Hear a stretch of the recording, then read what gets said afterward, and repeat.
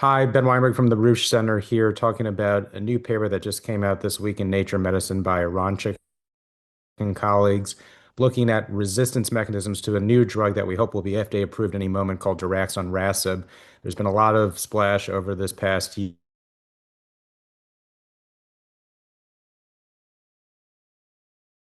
chemotherapy.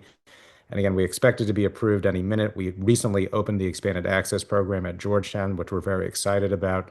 So we're trying to learn more about this drug. And what this paper did was they took 40 some patients who were treated on an earlier version of the study, a phase 1/2 study, single arm with dose escalation, and looked at resistance mechanisms. When the patients had disease progression, why did this happen? What was happening genomically in their tumor? We know this so it doesn't seem to matter which underlying KRAS mutation the patient has or if they need to have one at all for the drug to be effective. But we do see on this slide some patterns of resistance. So it seems that the higher dose that the patients got, the maximum was the 300 milligram dose, which is what ultimately was studied in further studies, that there's more KRAS amplification. So, unlike other KRAS inhibitors, this drug doesn't seem to cause specific allele mutations like a new KRAS G12D, V, or R, for example, but it does cause amplification in the KRAS gene. That was seen in about a third of patients. The other common patterns of mutations and resistance were mutations in downstream MAP kinase genes like RAF, MEK, or genes that affect the MAP kinase pathway. Less commonly were PI3K mTOR pathway mutations, and then there were some other very uncommon RTK mutations, like on the cell surface, looking at different receptor tyrosine kinases. You can see on the chart each patient sometimes had multiple resistance mechanisms, some of which include novel gene fusions. So we're learning a lot more about what leads to this resistance. Again, most of them were, especially at the higher dose levels, were seen in the RAS signaling pathways with acquired alterations.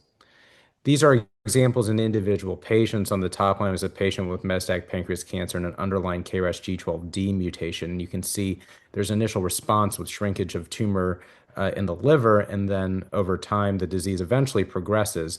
And what they did was they collected pre and on treatment circulating tumor DNA. That's where this analysis comes from. And they can see an increase both in the variant allele fraction of the KRAS G12D mutation, but as well as an increase in the copy number of KRAS amplification, showing that there was no de novo mutation, but there was a subsequent increase in the amount of KRAS G12D and generally KRAS amplification that could be detected. Similarly, in patient two, this was a patient with a KRAS G12R mutation, where again there's a low variant allele frequency that eventually becomes non-detectable during the response, and then at the end of treatment, when the disease starts to grow again, we see increased levels in both G12R and KRAS amplification overall. And in the graphs at the bottom, you can see similar patterns where there's initial reduction or really low levels of variant allele frequency that then increase over time as resistance develops. And you can see at the bottom, patients with an underlying TP53 mutation very commonly had KRAS amplification at the time of progression, about 1 in 2 patients. And what the study did further was to test new targets that might be able to overcome resistance. So the other drug that Revolution Medicines makes, one of them is zoldonrasib, which is a specific KRAS G12D inhibitor. And by combining a specific KRAS G12D inhibitor with the pan-RAS inhibitor daraxonrasib, they see synergy in mouse models that's shown here. And this is also being studied in actively ongoing human trials, that there seems to be some synergy between the allele-specific inhibitor and the pan-RAS inhibitor. So one strategy of overcoming resistance. Other strategies, which were mentioned in a nice editorial that accompanied this paper, were looking at other ways to overcome resistance. So again, the most common in the RAS MAP kinase hyperactivation, so maybe adding an allele-specific inhibitor as shown on the last slide.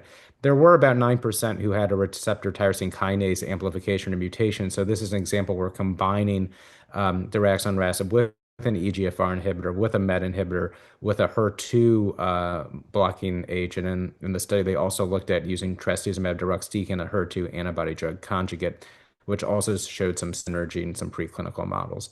There may be other things like DDR and cell cycle targets. They looked at WEE1 inhibitors in this paper as well, MYC and transcriptional targeting agents. And then what we're probably going to see first and foremost are combinations with chemotherapy, especially with the allele-specific inhibitors. They seem to be safer and easier to combine with chemotherapy as opposed to the pan-RAS inhibitors, which are a little bit more toxic. Looking at other things that are involved in epithelial and mesenchymal transition, like claudin. And then finally, something that we've been very interested in is combining these RAS inhibitors with immunotherapy. And there seems to be, again, some synergy between stromal remodeling with RAS inhibition that then makes these historically cold tumors that are not responsive to immune therapy very immune sensitive.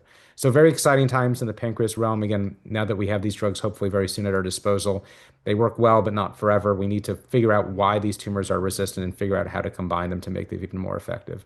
Thanks for listening, and I hope you read the paper.